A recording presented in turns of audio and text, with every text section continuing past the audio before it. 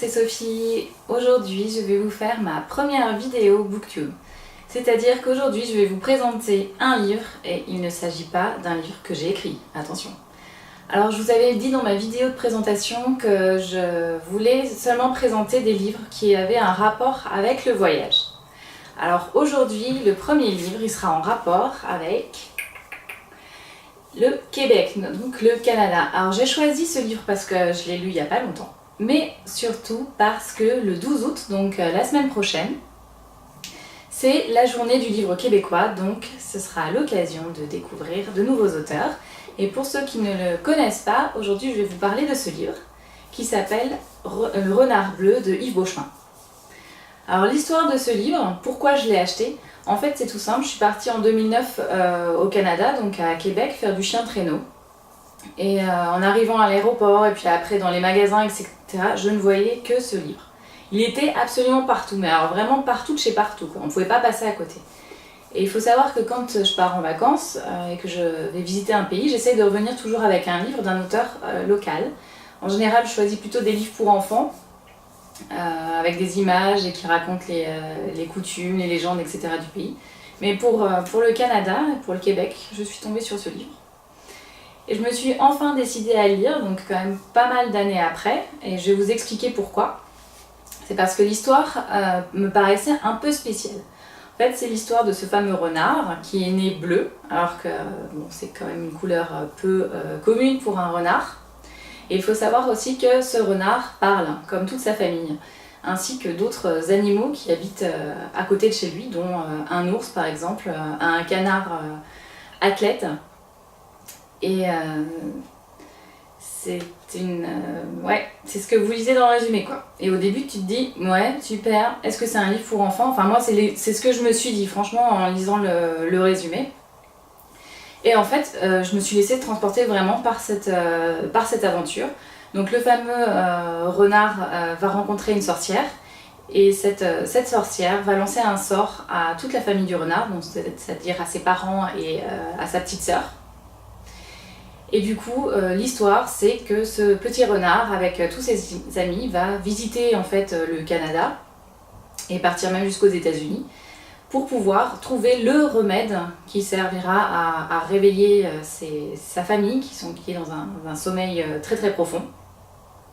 Et en fait, c'est toutes ces aventures que vous allez vivre avec ce renard. Alors, le résumé, bon, je n'ai pas réussi là à vous faire donner envie de lire le livre, mais en fait, ce que j'ai trouvé génial dans ce livre, c'est que l'auteur arrive à vous faire passer une histoire comme ça, avec des tonnes et des tonnes de rebondissements. Les animaux parlent, donc imaginez les gens quand ils en rencontrent, ils sont tout fous, quoi, parce que c'est pas quelque chose de normal. La façon d'écrire de l'auteur est aussi stupéfiante, merveilleuse. Il utilise des super adjectifs. Au bout d'un moment, tu as un mot grossier, tu sais pas d'où ça vient, il casse un peu les codes.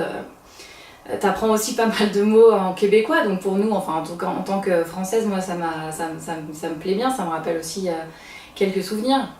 Mais il leur arrive de ces trucs, le canard il essaie toujours de prouver qu'il est super fort et ça énerve tout le temps l'ours, alors ils s'embêtent tout le temps tous les deux, enfin il y a tout le temps franchement, moi ce livre, je sais même pas comment vous le décrire, quoi, parce que j'ai jamais lu quelque chose de comme ça, quoi. Franchement, je regrette de ne pas l'avoir lu avant. Ça fait 9 ans qu'il était dans ma bibliothèque. À chaque fois que je passais à côté, je me disais, ah non, je sais pas. Et bah, franchement, chapeau, quoi. Ouais. Les personnages, super bien. Enfin, là, on sent vraiment la recherche de l'auteur pour que chacun ait un caractère différent. L'histoire, pleine de rebondissements. Il y a des trucs qu'on s'y attend pas du tout. Quand je disais que ça casse les codes, c'est parce que il y a des choses qu'on ne pense pas possibles déjà pour un animal, un humain par exemple, mais qui arrivent quand même, et très très bien amené. Moi je me suis pas ennuyée du tout dans ce livre, je l'ai dévoré, quoi. Le matin je le lisais dans le métro, j'arrivais au boulot, je me disais oh non, dans l'ascenseur je lisais encore 2-3 pages juste avant d'arriver à ma porte de bureau, tellement j'étais dedans, quoi. Et j'ai lu quelques critiques sur le livre. En fait apparemment ce livre, donc Le Renard bleu, est lu par les lycéens au Québec. Et là, je pense que ça, par contre, c'est pas très bon parce que Je pense que, enfin moi je pense que j'aurais été trop jeune pour lire un livre comme ça. Parce que comme je disais, il est assez surprenant et il y a même des adolescents quand ils l'ont lu, ils ont trouvé que c'était un livre pour enfants. Et alors là, je suis complètement contre. Enfin, un livre pour enfants, là, un enfant qui lit ça, je pense que pour lui c'est trop farfelu quoi. Il lui faut des trucs beaucoup plus simples. Enfin, je pense d'ailleurs qu'un ado, ça l'intéresse pas plus que ça. Mais un adulte, franchement, si vous voulez faire un beau cadeau, mais comme je dis, mais c'est quand même surprenant. Donc faut vraiment pour des lecteurs qui lisent pas 3 Marc Lévy dans l'année quoi. Faut que ce soit un cadeau pour quelqu'un qui a envie de découvrir des nouvelles choses. Donc j'espère avoir réussi à vous faire envie d'acheter ce livre. Alors comme je le disais, c'est spécial. Le résumé ne donne pas forcément envie, mais j'espère que ma vidéo le fera. Le 12 août, achetez un livre québécois. Et j'ai pas parlé de Yves Beauchemin, mais il a écrit notamment un livre qui s'appelle Le Matou dans les années 80, qui a été un best-seller et qui a été traduit en je ne sais combien de langues. Mais il a écrit bien sûr d'autres livres depuis et avant, et à chaque fois ce sont des succès.